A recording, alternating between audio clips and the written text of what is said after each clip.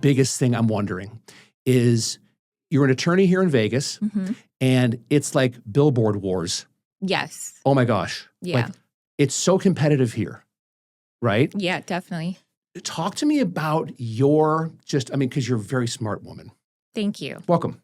And what was your thought process to be like, well, this guy's doing this and this guy's doing this, and Sam and Ash, I can't tell if they're brother and sister or if they're married. I don't know what's going on with them. Bless their hearts, Sam and Ash. But I'm just saying your messaging's a little off. What was it that you were like, okay, I need to be in this space or I should be in this space, and then this is how I'm going to do it? You know, I think that when you're looking at billboards, for me, there's a lot of clutter. And a lot of, it just becomes white noise. So there's a lot of different firms and individuals that almost like over advertise. So for me, it was one, finding the balance where it's like, I'm kind of like a constant reminder, because you don't really need me until you need me. But also I don't want to be, everywhere where it's just almost becomes white noise and a little annoying, to put it that way. And I think when I say clutter, I just wanted it to be like a clean message. So for me, I really just started advertising with just my brand name, which was Meesha Moulton Law, a picture, no phone number, because, for the most part, when you're driving, especially on the expressway, you're not stopping, grabbing your phone, trying to enter in a phone number. So what you're going to remember is you're going to remember the name. And, from a marketing perspective, advertising, it's even better if people look me up on Google, end up on my website, end up on my social media.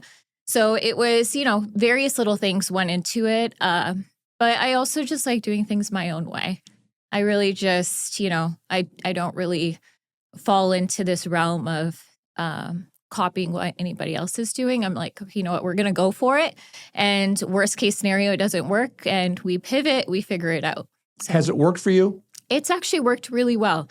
Yeah, I think I have had such a great response from the advertising and the billboards. I am, a fairly new firm. I'd say it's 4 years now. But, some of the level that I get put on with these other firms that have been out there, that are spending significantly more than I am. And that just goes to show me that the branding has really picked up in the last few years. So you have the cleanest billboards out there. Yes, yeah, that was the look I was going for. Yeah. I mean they are clean, and it's great because there's not a lot of stuff getting thrown at you. Yes, it's just you, a picture of you at the end. Yes, exactly. Yep. And I mean, recently I've added immigration and injuries to the equation, but that's as much as you're going to ever see on my billboards. So that's it. That's it. Yeah. Also, very smart. So let them Google you. Yeah, that's the whole point is, I've learned a lot about Google working in this world is, as much as I'm lawyering, I'm also running the business. Yeah. And you learn about, SEO and PPC and backlinks and how everything works. So I have, spreadsheets and formulas, and I'm always trying to think of, if this form of advertising leads to clicks to a different form of advertising. So I'm always kind of thinking from that perspective as well. The next genre you've got to look at is called GEO, which is search on LLMs. Okay. So if somebody puts in the ChatGPT, who is the best immigration attorney in Las Vegas, you show up. Okay. Got it. GEO. GEO. Mm-hmm. All right. That's what you want to be. Adding that to my list. You want to make sure that your website is optimized for GEO. Okay. All right. Thank you for the tip. I appreciate it. And if you have a smart social media company, they will run an audit for you and make the changes or give you the information to give to your web dev people on the back end. All right. You don't want to do it. Do you do it yourself? No, I don't do it myself, but I'm involved in. I like learning it all, and I'm a very hands-on person. So for me, it's like there's nothing that gets done in my business that doesn't have like my sign-off. So you're on everything. Everything, yeah, and not because I have to be. I have some incredible people that work for me, and I've been so fortunate to have such an amazing staff and. Also work with like some great companies along the way too. I just I find it incredibly fascinating, and then two, it's my baby. It's your baby. Yeah. So I know the feeling. Yeah. It's your baby, and how dare anybody call your baby ugly? Because your baby is the most beautiful baby of all time. Yeah. And because you put all that work into your baby. Yes. Right? Yeah. They do have like a little bit of a growing phase, and it gets a little bit cuter as time goes. But it's definitely one of those things where I'm just I'm very passionate about what I do, and I love the business side of things as much as I love the lawyering side of things. Is there one that you love more, the business side or the lawyering side?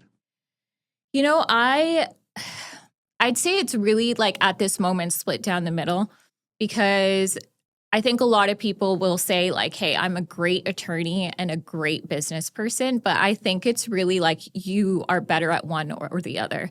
And I will probably say I'm definitely better at the business side of things. So when it comes to the lawyering side of things, if there's cases that get complicated or require, additional eyes, I bring in experience, the best of the best. I have no problem. I'm one of those lawyers that has no problem splitting my fees, where I'm like, you're going to get not just me, you're going to get this whole other team, and we're going to tackle it together.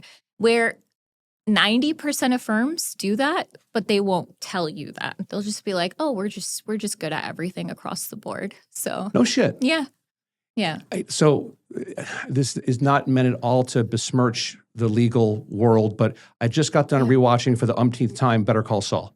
Okay, I love that show. Right? I mean, it's just written so well. Vince Gilligan is just he's so great. Brilliant. Yeah. Perfect casting. The casting is fantastic. Yes. It's just, Odenkirk is unbelievable in it. And every time I watch it, every 2 or 3 years, it's a different set of eyes, because I'm older and gone through more. And I watch Jimmy McGill, and he is just so flawed, but so brilliant. Yes. As an attorney. Yep.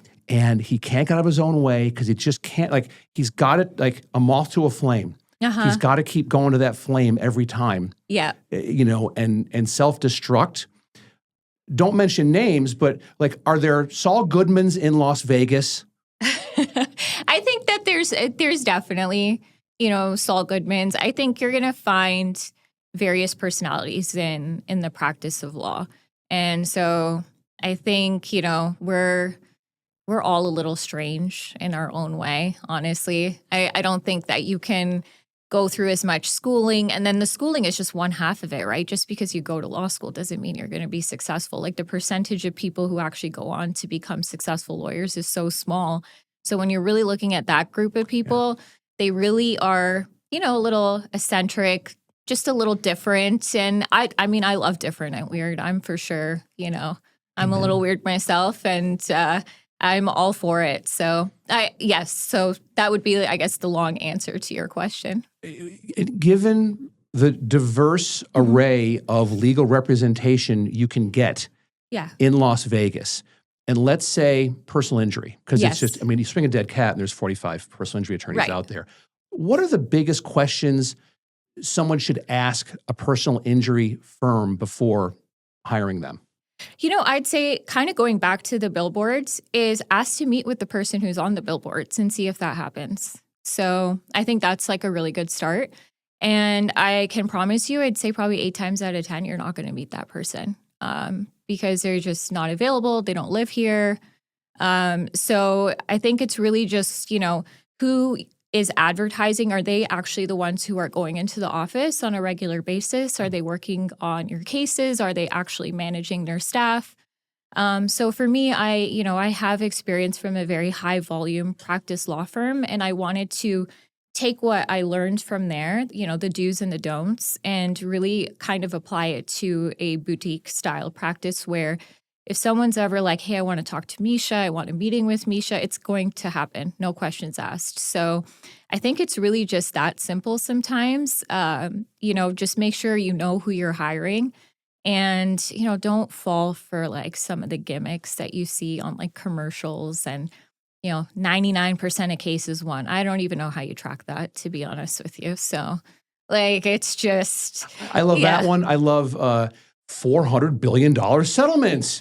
Yeah. What? Yeah. What? Or the TV commercials. Do you do TV commercials? I do not. Okay, good. No. Good. Because I'd be like. No, I'm not really a fan of TV commercials. It's always these commercials of usually these guys, and there's like this much fine print at the lower part of it as like a disclaimer. Yeah, the huge disclaimers. That's there for like maybe 30 seconds. You can't read that. No. It's in like 0.5 font. And it's flashing. And it's and it's flashing. I'm like, oh my God. Yeah. It's shysters. Yeah. And it's wild to me.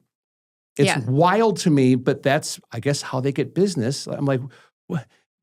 Billboard's okay. I'm not a big billboard guy, but for you to, yes, because if you're driving and something happens. Yes. You know, like how often have you gotten clients from something happens and they see your billboard right there? I mean, I'm right on the 215, so it happens for sure. Yeah. I mean, so it's to me, that is just the marketing end of what you do is just another level. Yeah, it is. It is very competitive and it's always shifting. And it's a lot of figuring out what works, you know, and so sometimes it's trying different things. And, you know, nowadays the social media side of things is so huge too. So it's like you're seeing firms try all these different things and, you know, pictures. Okay, now pictures aren't really a thing. So like, let's move to reels and videos and, you know, and then it's like we got to have the reel be like a short one because everybody's attention span is becoming so small. So it's just, you know, a constant evolution.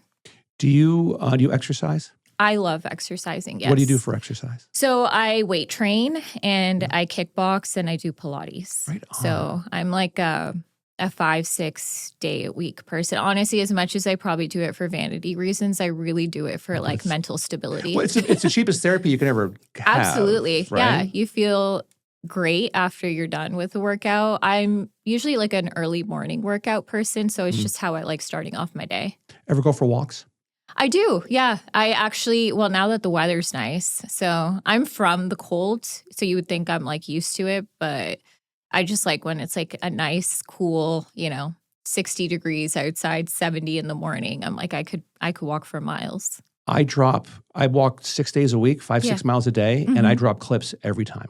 Do you? For my walks. Really? And so food for thought. Yeah. And it doesn't have to be legal because people want to get to know you and your brand and who you are as a person. Yes. And so phone, walk, ponytail, no makeup or anything. Yeah. It's you. It's raw. And then get it to your social media team and say, drop this. You know, that is really good advice. And I'll be very honest, something that I struggle with. Like I'm not a fan of social media. Like, I'll be honest with you. Like, I do it because it is such a huge form of advertising these days. But like, I feel like I'm such a private person and I like being disconnected. And so for me, it's like when I am on those walks, I'm usually not on my phone. And I really have like this like strict morning routine where I have my phone on Do Not Disturb. I'm usually up at like 5 a.m. and it's on Do Not Disturb till like 7. So I really try hard to like live in real life, if that makes any sense. So, it's wonderful. Yeah. And, you know, because I'm guilty of it just as much as anyone else. Like you start scrolling and before you know it, it's been like 45 minutes, an hour. And also I just feel like, you know, there's so many positives to social media, but then there's so many negatives too. Like it's awful. Yeah. The negatives are awful, for Meesha. sure. The only thing worse than social media, and my wife, and she watches these, and I love her with the heat of 1,000 suns. I love you, Brandy, but she got me about a month ago on Candy Crush. Oh, yeah. Yeah, I've heard of that. Oh, don't do it. Don't do it. Yeah. It's like, if you have remotely addictive personality, Candy Crush is done. Like it. I'm now running AI models that I'm creating business plans for my clients to have the addictive nature of the business model of Candy Crush. Oh, wow. Okay. To reverse engineer it. Yeah. That's how good it is. I mean, I know people get very addicted to it, and it's been around for a while. Yeah. But with the walk thing, it's, again, I'm going to push back a little bit because of course. Please do. It's all about just, first of all, how can you reach the most people organically and spend the least amount of money? Yes. Right? Yeah.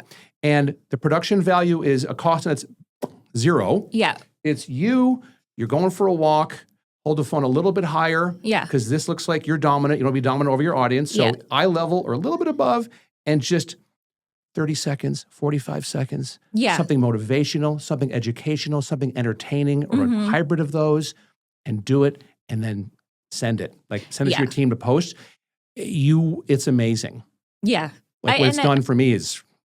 And I know people want to see like the real side of you, versus just like the business side of you, like the person that's on the billboards. And so that is something that I do need to definitely get better at. It's food for thought, and we're always looking to evolve. Yeah, right? absolutely. As a business owner, yes. We're always looking to evolve. Yeah. And it's something that, like, I'm not a fan of, this is what I ate tonight, or, here's a picture of us here. I really don't do that stuff, but I love my morning walk videos. Yeah. And I'll drop clips from this stuff, but my morning walk videos are like, it's cathartic for me.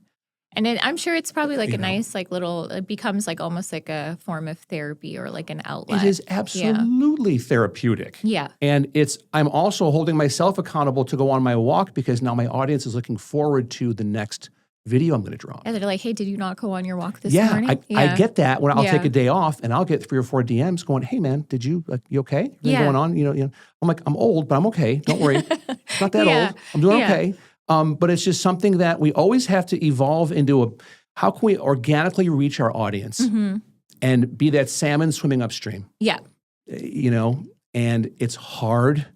I mean, I listen to podcasts. I listen to Rogan or other, I'm Smartless, but I'll think of something and I'll stop and then film and then 30 seconds, put it right back and keep going with my walk. Okay. I mean, and that's great too. So it's like, then I can kind of have a balance of like the way that I live my life and, still conquer social media. Just it's something to think about. Yeah. I'm a big karma guy, and I just, whenever I think it, and also raging ADHD, and so if I get something in my head, I'm like, hey man, I just want to, and I share with my friends all the time.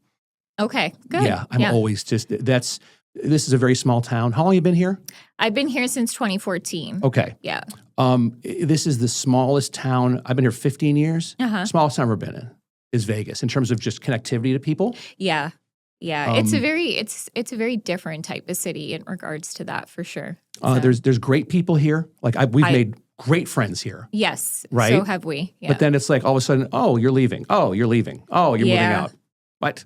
Yeah, it seems like people don't stick around long. Like they always have like a final destination, I guess, and Vegas is not it. So it's that. It's to be a parent here. Yeah. Is. People say it's challenging. My stepdaughter is she's a junior in high school. My daughter goes to LVA, is a performing arts kid. She's a theater major, voice of an angel. And my son's in 10th grade. They're doing great.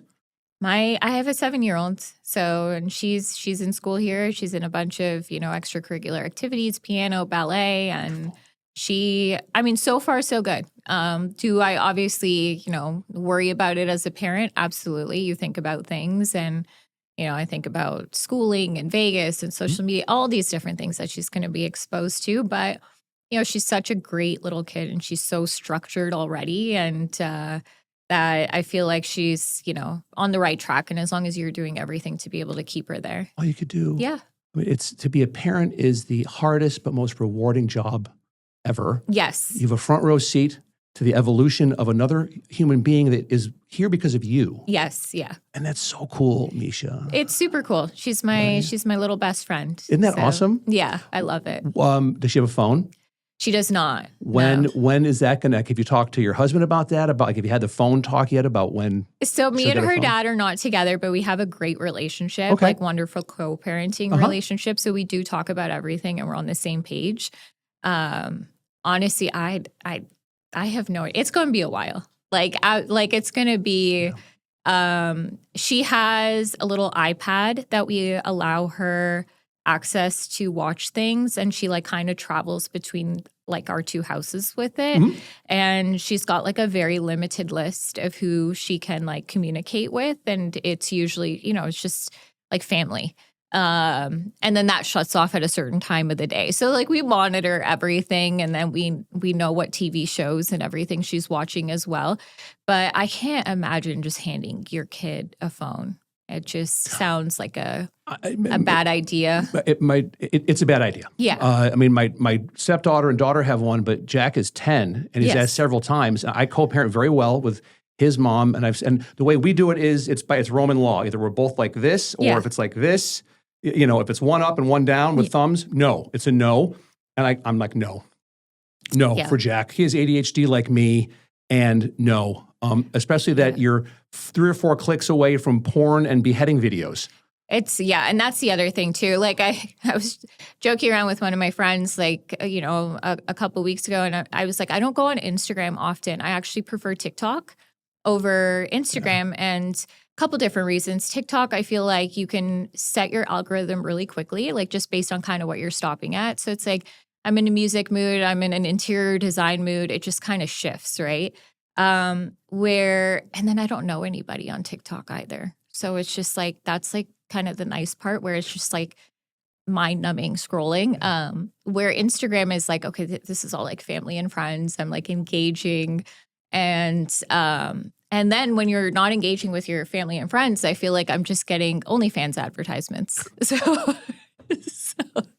I was like, I don't know how I set my algorithm to this or how hilarious. to like reset it, but that's like, I feel like that's basically such a big portion of what Instagram has kind of become.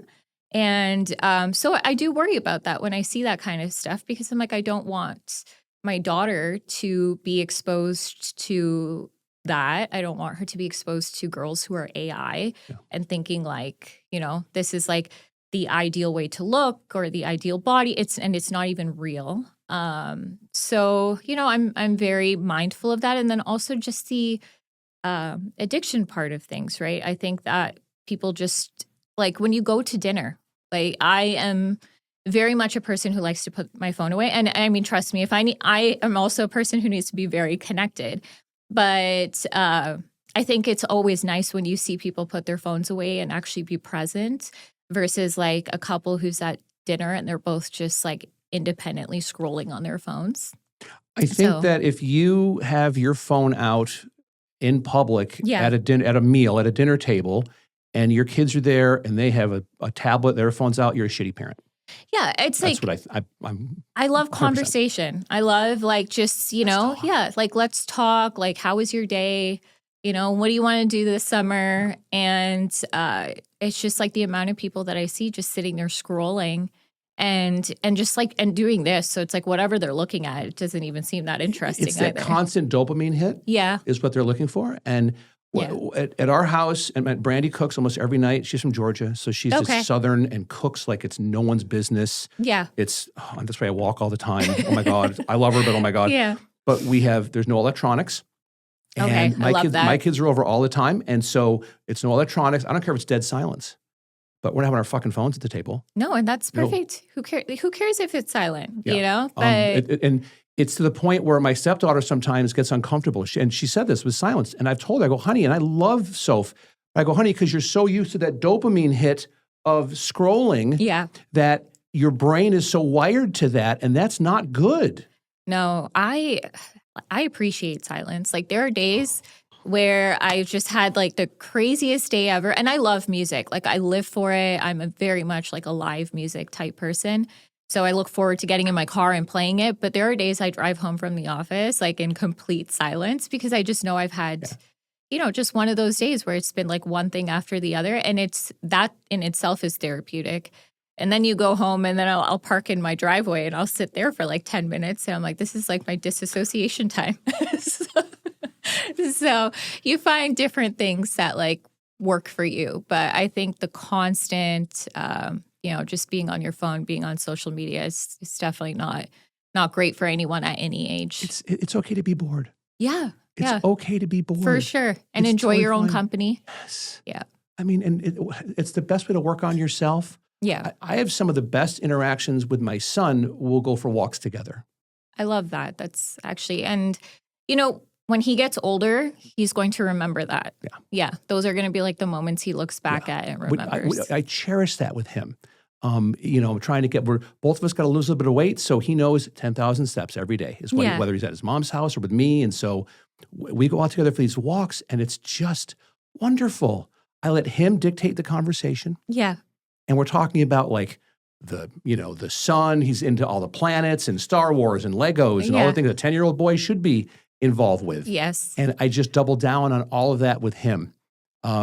He's teaching himself guitar. He's learning Metallica. Oh. Because we watch Stranger Things. It's my type of kid. Master of Puppets, which I metalhead from the 80s. That's, I'm more of like a 90s rock and roll girl. Okay. Like so grunge rock era. Alice Angry. in Chains. Oh, and, God, yes. Yeah. So, but I mean, of course, I can appreciate Metallica. I'm looking very forward to seeing them at the Sphere. Are you going to go? Yeah, Did you get tickets? for sure. I got tickets, and then I heard Tool's like talking about going to the Sphere. So I was like, for me, I'm a bigger Tool fan than I am Metallica. Did you see him? I saw him last year, I think. They were at T-Mobile. Did you see him then? I didn't see them then. I saw them a couple of years ago.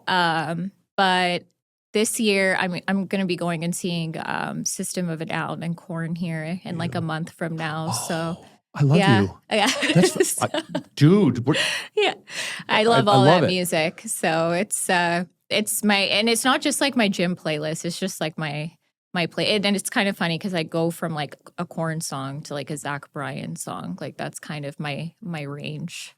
Dude, that'd be great content for you. It's Yeah. like start throwing out some content about, bet you never knew. And then all of a sudden, a picture of you like banging your head and going like this. And, and they're playing Tool. Or Korn is wonderful too. Yeah. No, I've That's actually, great. they're great live. Huh. Yeah. They're amazing. Like I've seen them probably like 5-6 times. So Really? yeah. Well, and we're blessed here. Oh yeah. Because everybody comes through town. I mean, everyone comes here and we're ruined. You go to the Sphere, you're ruined forever to see a show. For sure. I was fortunate enough, me and my boyfriend went to go see the UFC at the Sphere. I was like, that was the coolest experience ever. So I'm not saying that the ones afterwards haven't been, they haven't lived up to the expectation, but I just think it was such a unique experience. It's another dimension of entertainment that you just never see anywhere else. Yeah, for sure. Absolutely. And worth every penny. Like it's expensive as hell. You got to mortgage your house to get a ticket, but it's yeah. I've been twice. Dead and Company because a buddy of mine was in town. My best friend. I'm like, okay, let's wait gummies and go. Fine. Yeah. And then U2. Okay. Yeah, we saw U2, and then Lady Gaga made a guest appearance. I was there. See, oh, really? Okay. Yeah. So we were there the same night. I was there. How crazy. Yep. And everyone, pro tip: don't get section 100. No. It's the worst. The key with the Sphere is you want to actually sit further away, and you want to sit in like the 2s, even preferably the 300s. And it's kind of deceiving because, of course, like with every other concert venue, everyone's like, oh, 100, I'm going to be closer. But then you miss a lot of things. You don't want to be on the floor. No. You definitely don't want 100, but level 2 or 300, dead center is will blow your mind. Yes. Blow your mind. You'll see and hear everything. So let's circle back to law. yeah. Okay. For sure. So and there's a couple topics I wanted to touch on with you. First of all, dog bites. Yes. Yeah. Like you've handled dog bite. It's just funny because that's such a niche thing. Yeah. So how did that happen? And like, talk to me about dog bite cases. So, I mean, I handle everything negligence related. So just basically means where somebody, has a duty to use reasonable care and they fail to do so for some reason. So, very similar to like a car accident, you will have to make sure that you are safeguarding your pets and that they are, on a leash, properly maintained if somebody's coming to your house and that your animals have like a propensity to bite or attack or anything like that, or maybe they're just even slightly aggressive. So you have to kind of pay attention to those types of things. So I have had, several dog bite situations over my career come up, and unfortunately, most of them have been with children. So yeah, really young children, and a couple of them that I can think of in particular that resulted in pretty serious disfigurement. So it's not just going through the treatment and trying to get them better, stitches, removal of skin, all of these different things, but then it's like scar treatment. And this one poor child was bit on the face. So that was, and that's how we evaluate claims as well, is just like where they're bitten. Is it like a woman dealing with a scar or a child dealing with a scar is considered to be a little bit worse than a man dealing with a scar. So there's all these different things that you take into consideration with these types of cases, but it happens a lot. And, it's not just in parks. Sometimes it's on people's property. So I've seen recent dog bite videos of just people walking down a street in New York City and getting bit by a dog. So that's the other thing too, is like depending on the state that you're in, like even if you're walking your dog properly on a leash, if they have, if they show any kind of aggressive behavior, then maybe a muzzle is required. Mm-hmm. Maybe don't take them into such a high populated area. So these are, various things that you would think are common sense, but the reason dog bites happen is because, unfortunately, we lack on the common sense in some aspects. No, Meesha, say it isn't so. Yeah, so that's why I have a job. You ever sit and look at yourself and go, what a fucking dumbass? You have to. I mean, Right? there's... And sometimes go, what's fucking person thinking? I come across cases like that It's all job the security time. for you, man. I mean, I'm sorry, again, not to condone the act, but it's like, play stupid games, win stupid prizes. Yes, absolutely. And and the thing is, like, especially, like, I know, and this is obviously up for debate all the time, but there's certain breeds that we just know have the ability to be a little bit more aggressive, right? So you have those particular breeds, like, you need to be even more mindful, because as much as people are like, it's never the breed, it's the owner, it's the person who's training them. Most of the dog bites I see usually always fall within those specific breeds. What breeds are the most aggressive that you've seen this isn't your opinion, this is just case history. Yeah, case history, it's mostly always pit bulls. Yeah. So those are usually like the ones that I've dealt with the most, for sure. We have a pit bull. Her name's Cookie. Cookie Monster Fargo. Her legal middle name is Monster. It's hilarious. That's so cute. And I take her the first mile of my walk. I bring her with me. Uh-huh. And I learned this from my wife because she's the best. And so Cookie will, when she sees like another dog, she'll go, and so I put like shorter leash. I shorten the leash up, wrap it on my hand. I go, be sweet. Yeah. Make good choices. Uh-huh. Make good choices. And 99% of the time, she'll go like, fuck, Dad. Okay. And then she keeps going. And that's okay. But it's like, you need to, just like parenting, when you have a dog, you've got to put the time in. For sure. I have a puppy. She's 10 months old now. Oh.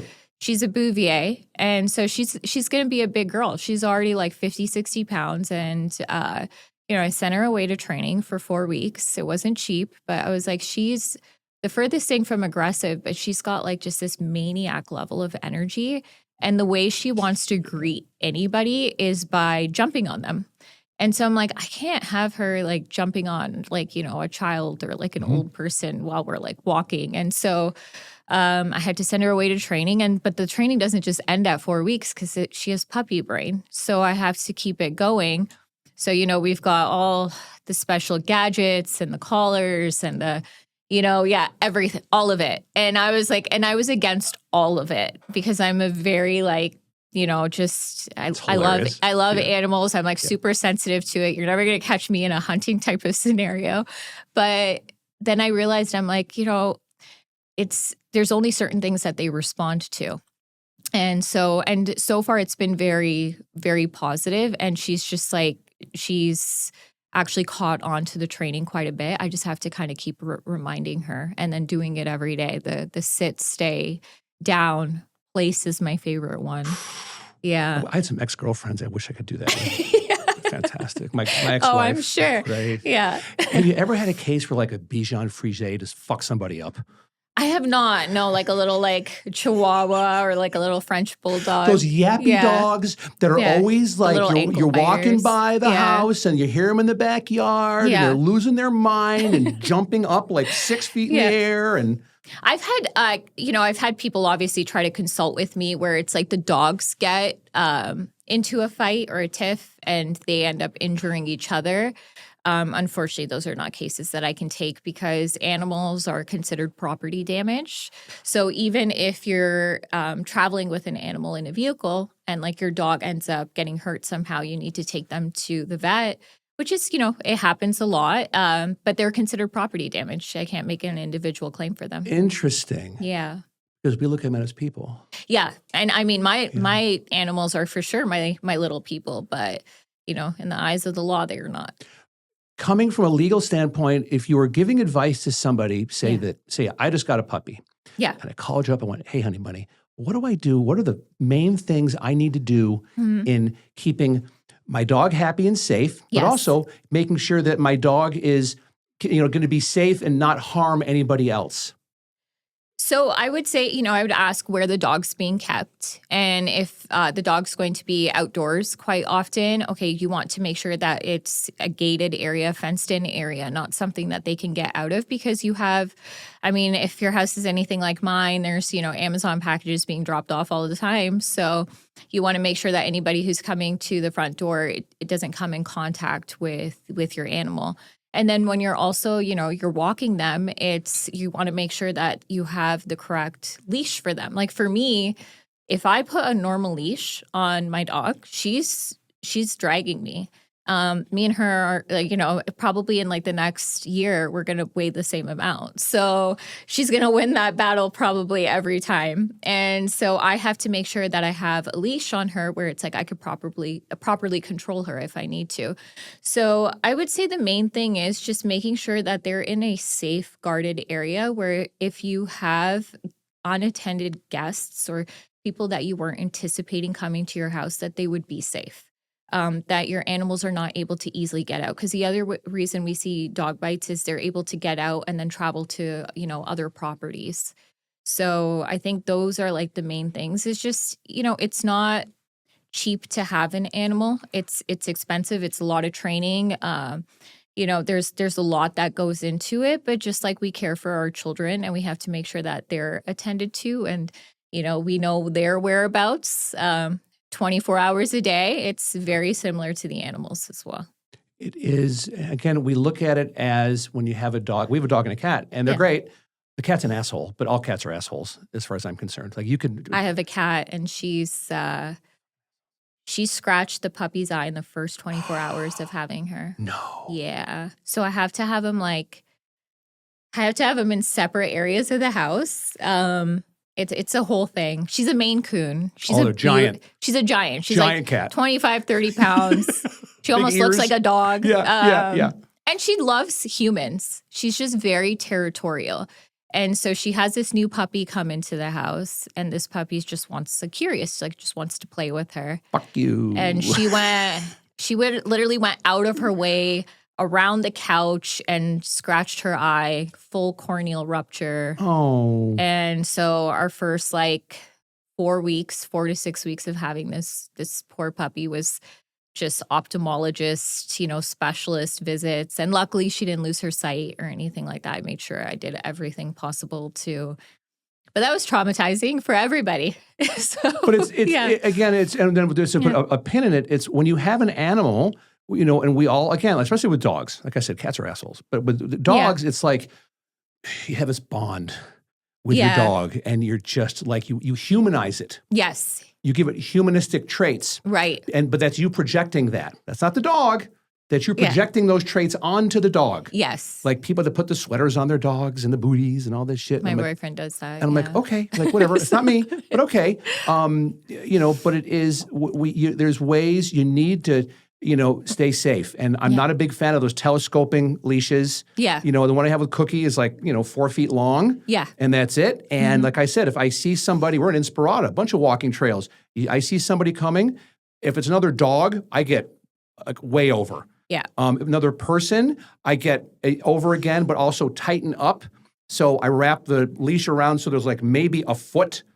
So Cookie can't go anywhere. Yeah, even if she wants to. And 9.9 times out of 10, she just wants to sniff the person and say hi. But most people, again, because with pit bulls, it's what am I going to do? And so. Yeah. And believe it or not not everybody likes dogs. No, really? Yeah. I know there are some people out there. Space and hell for those people. Fuck you, people that don't like dogs.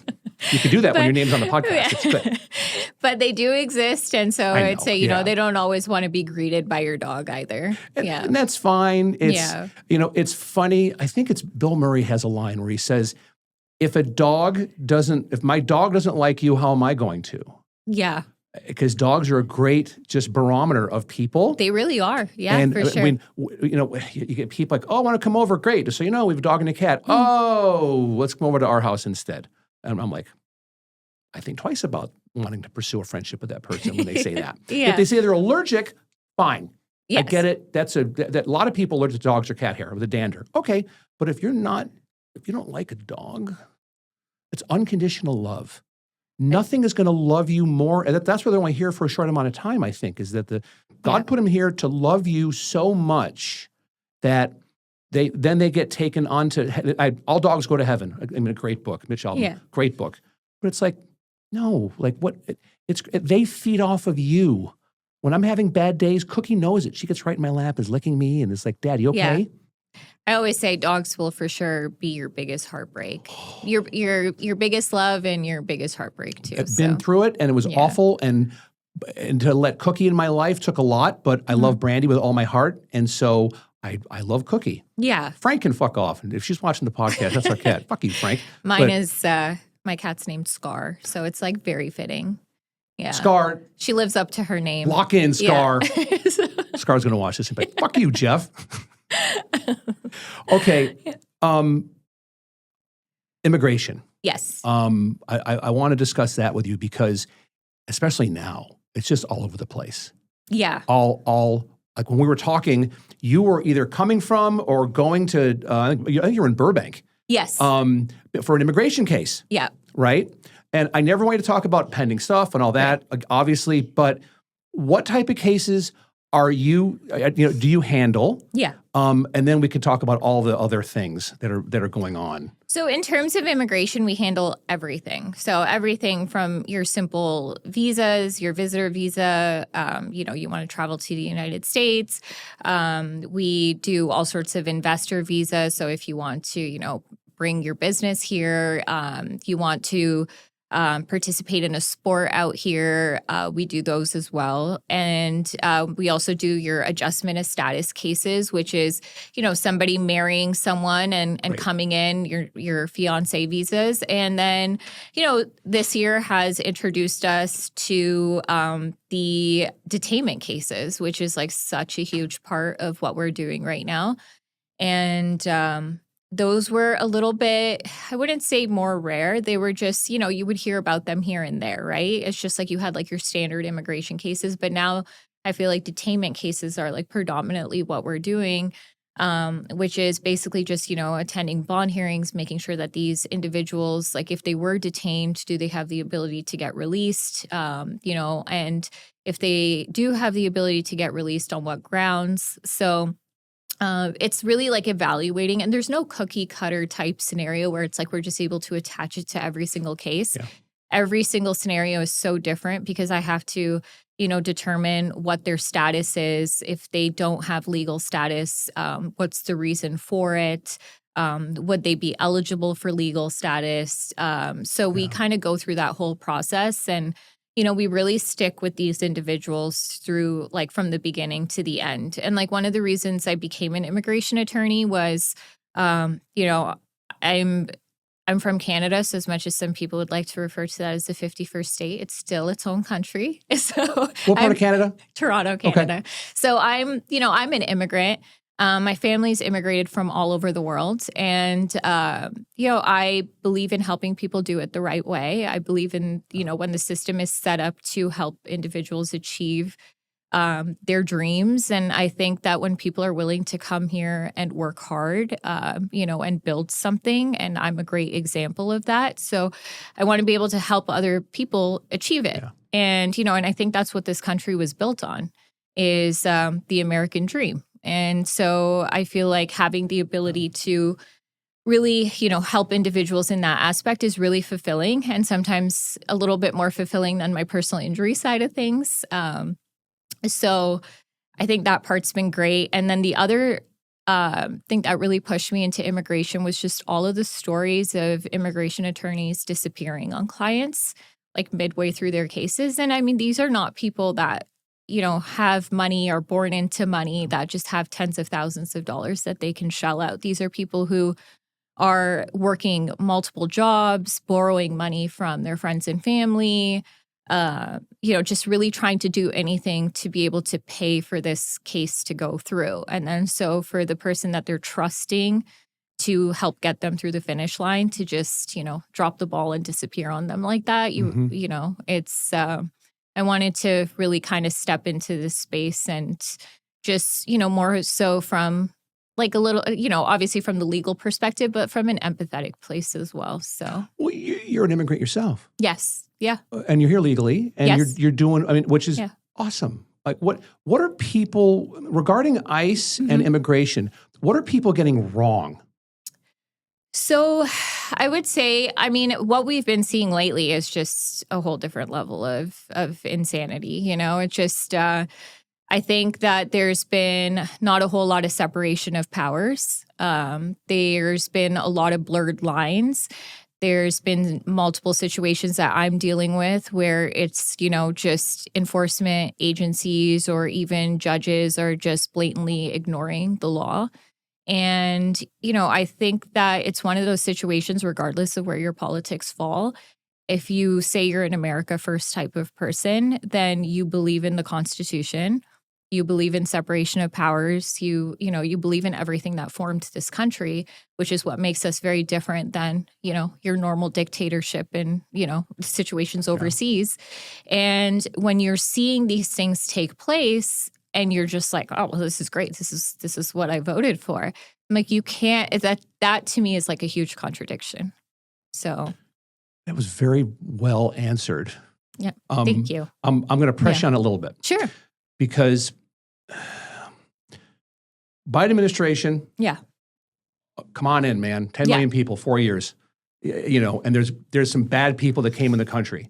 Them, get out. Right. I'm like I'm all for if you are, you know, if you've done bad things in your country and there's even pending litigation for it, I don't care. Get out. Right. But the other stuff, I'm like, oh, because I'm a full disclosure, I'm a moderate right guy, but also I'm Gen X. Like I grew up with Ronald Reagan and Tip O'Neill, who was a Speaker of the House. So they fight all day and then get together at the White House at night and have beers. Yeah.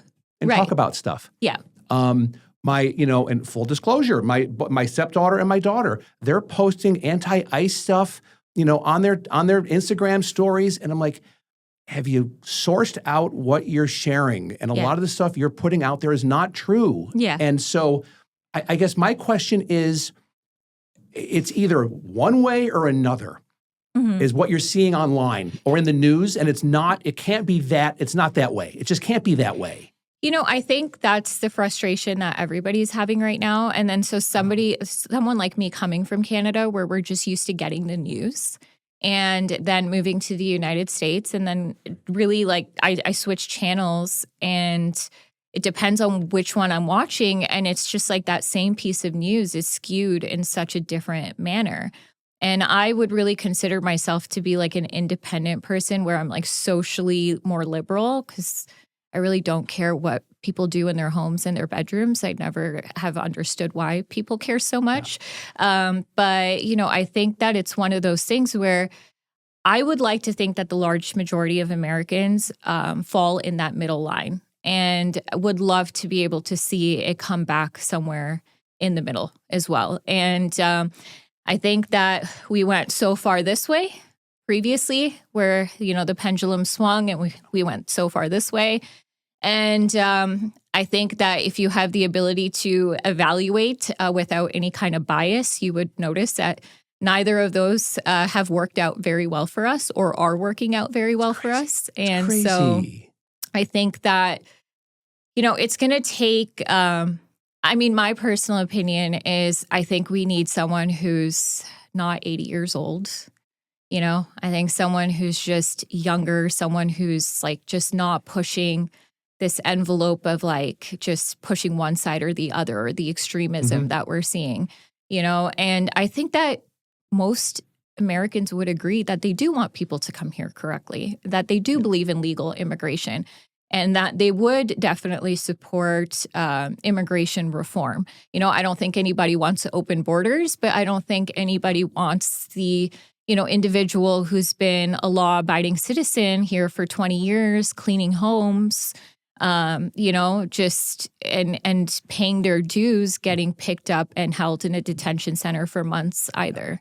So I'm hoping that, what we see here in the near future is kind of a swing back to the middle.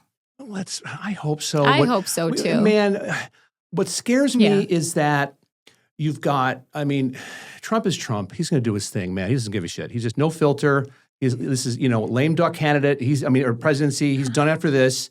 I mean, he's 80 something years old. So he's like, what do I got to lose? Yeah, he's nothing to lose. And okay, I mean, whatever. Yeah. But the challenge I see, I've watched the political game for years. The front runner right now in the Democratic Party is Gavin Newsom. Yeah. His state is a shit show. Yeah. And he looks great. Yeah. And he says he knows exactly what to say. Yeah. But if you peel back the layers about what he's done, there's nothing there. And all the Democrats do is, yell and scream and hold up stuff in Congress like they are right now and filibuster and all that stuff. But hey, Chuck Schumer, instead of bitching, come up with something different. Give us a platform that we can get our because there's, I think, so many people, moderate or independent, that would go to that if there was just something that made sense, that wasn't pandering to to PACs and the lobbyists and everything else going on. Yeah. It's awful.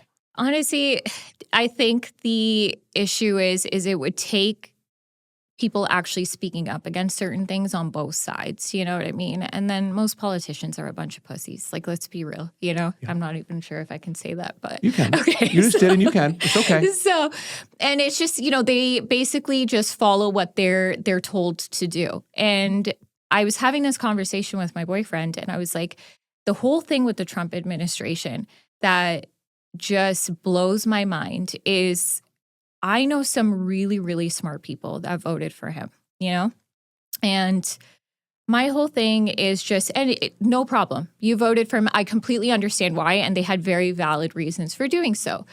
But if you can see the current state of what we're dealing with, and you can see, the economy, immigration, everything that we're looking at, and you're still like, he's the best president ever, And like, I have never been the type of person to just be able to follow someone blindly and just be a sheep, and that's really, and it's just so I'm seeing all these smart people that you would think have the ability to think for themselves because they have businesses, they have all these different things going for them. Because a lot of people like to point to the fact that a lot of Trump supporters are like, uneducated or this or that. And I was like, no, I think it's there's a big variety in there.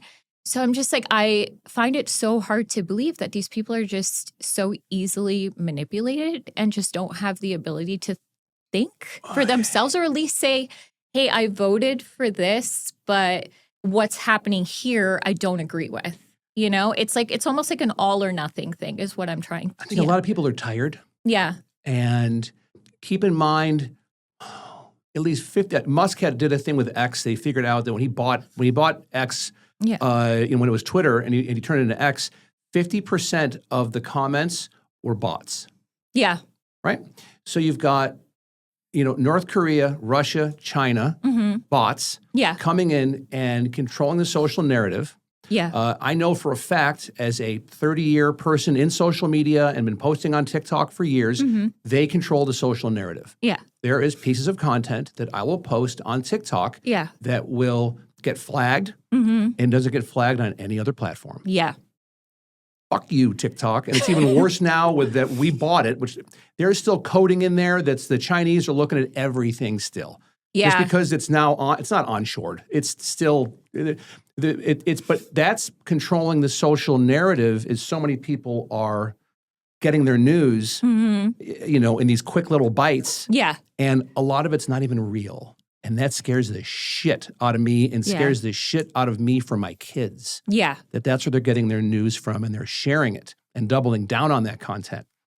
Yeah, and because most kids are not really watching the news. No. But honestly, I don't know if I really support watching the news because half of that is not it's even. It's not the CBC. It's really just, it's opinionated, They're both, I can't take either of them anymore. No. Both of them are just it's way too much. Yeah. And so I just try to filter through it. I have friends in politics that I talk to them a lot about what's going on and confidentially, just like, hey, what about this? And is this really happening? And what about this? And I get decent, stuff that way. But to watch, Fox is always breaking news and, the crawl, in red. And you're like, oh, come on. Yeah. And, MSNBC is just as bad on the other side. And again, as someone that's older, that's been through, Trump is not the best president we've ever had.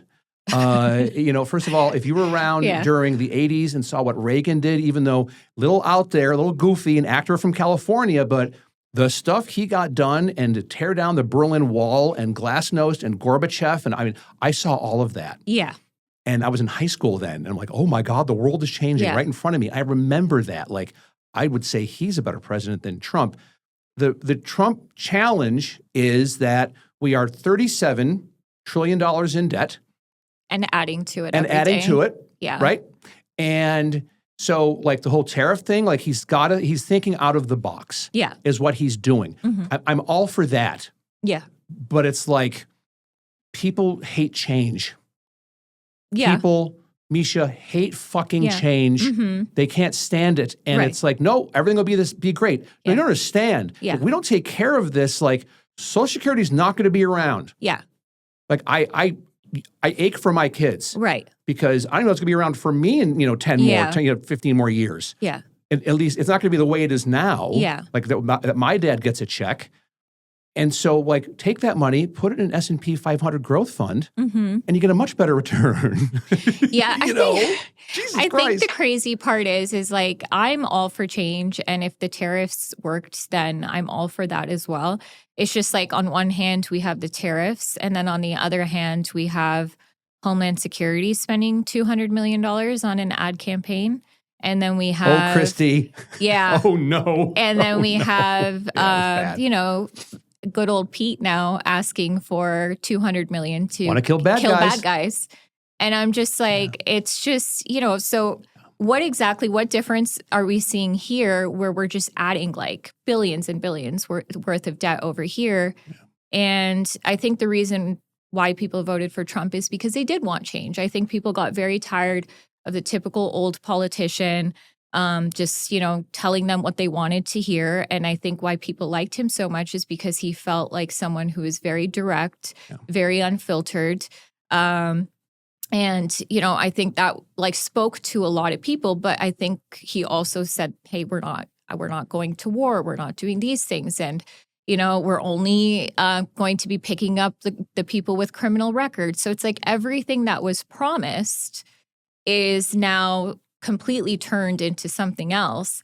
So I just appreciate when people have the ability to say that they were wrong about certain things. I very much I am far from perfect. So if I'm ever wrong about something, I'd be like, oh, I was thinking it was going to go this way, but it went that way.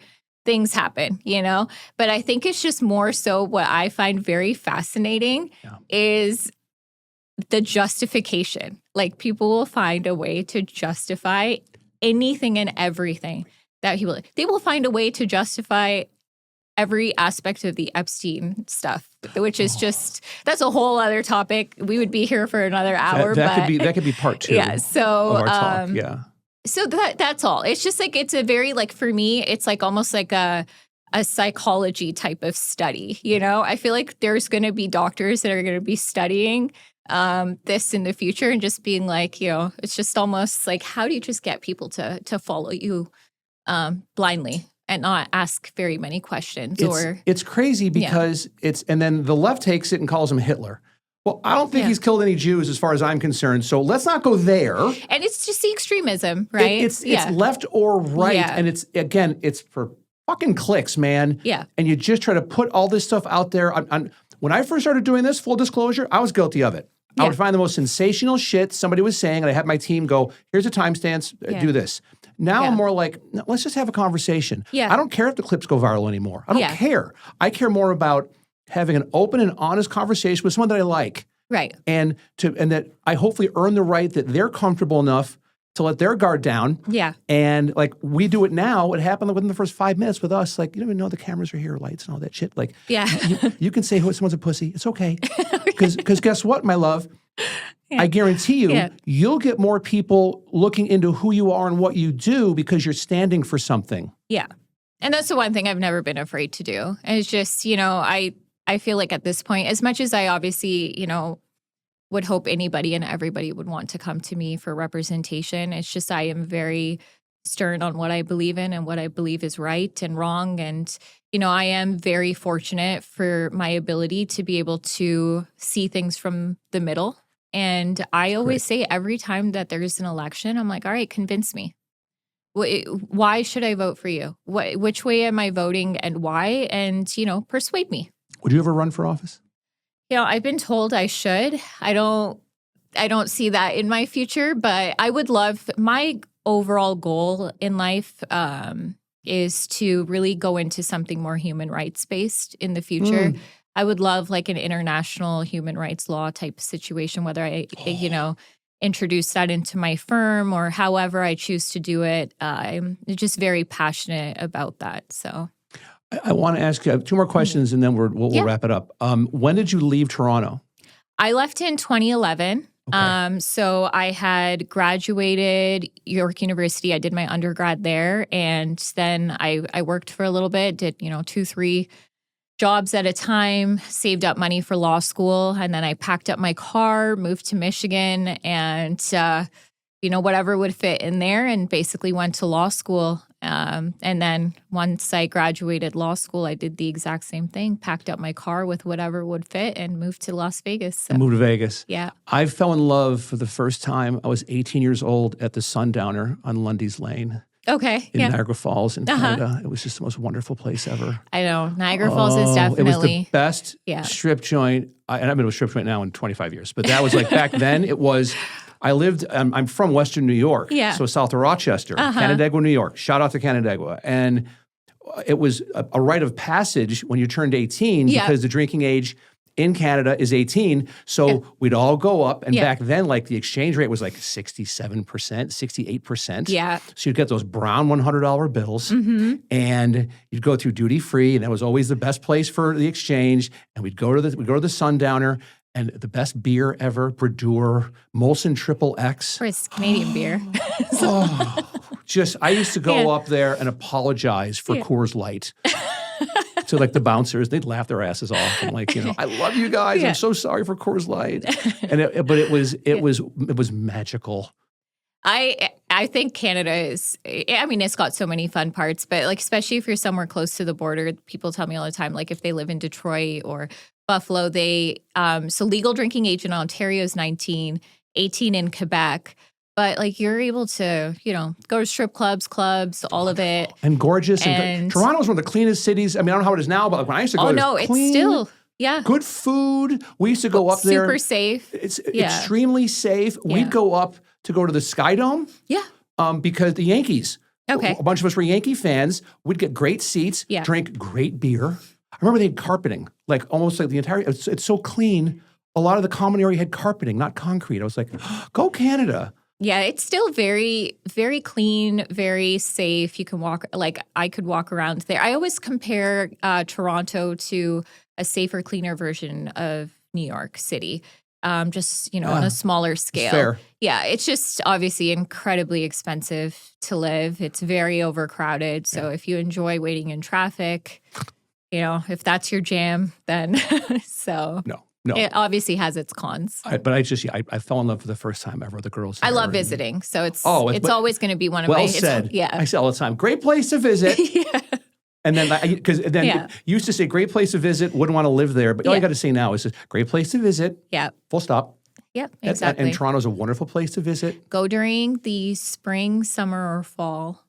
Winters can get a little brutal. I remember back, they used to have a ferry that would go back and forth from Rochester to Toronto. And it was called the Fast Ferry. It's gone. Yeah. Oh, gone. Okay. Yeah, it lasted for like 2 years. Okay. I was one of the rare people that my girlfriend at the time, we went to Toronto for a long weekend and took the Fast Ferry. It was hilarious. It went across the Lake Ontario. Oh, that's actually really cool. You're a part of history. I didn't even know that existed. I'm a part of history. Please. All right, I have one last question that I even wrote this down. Sure.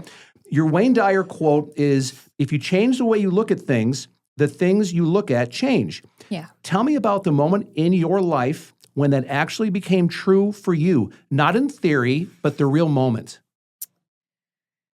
I feel like for me, I have always been blessed with an ability to really look at things from a different type of perspective. Like really, that saying when it's like, put yourself in someone else's shoes. That's been my whole life for me. It's just like I'm always able to place myself in someone else's shoes and view their situation or their perspective or what they're going through from just basically like I can relate to it. I can understand it. So that was actually one of the reasons why I went to law school, was just really like the ability to understand people and then be able to help them from that perspective as well. Because, of course, everybody does it from a financial perspective, and I'm not going to complain if my bills are getting paid, but I really wanted to be able to help people on a larger scale. And I was like, how do I do that? And listen, sometimes it's my biggest strength, and then other times it's my biggest weakness, because I'm also that person who will be scrolling on TikTok and then I come across like a sad video and I'm like, oh my God. So I don't, I'm very grateful on a daily basis for just, I wake up very grateful. I'm just for little things. Like today I was outside with my dog just watching the sunrise. I take little things in. And so for me, I don't really think that there's been a situation that has really changed my perspective on anything or made me view things differently.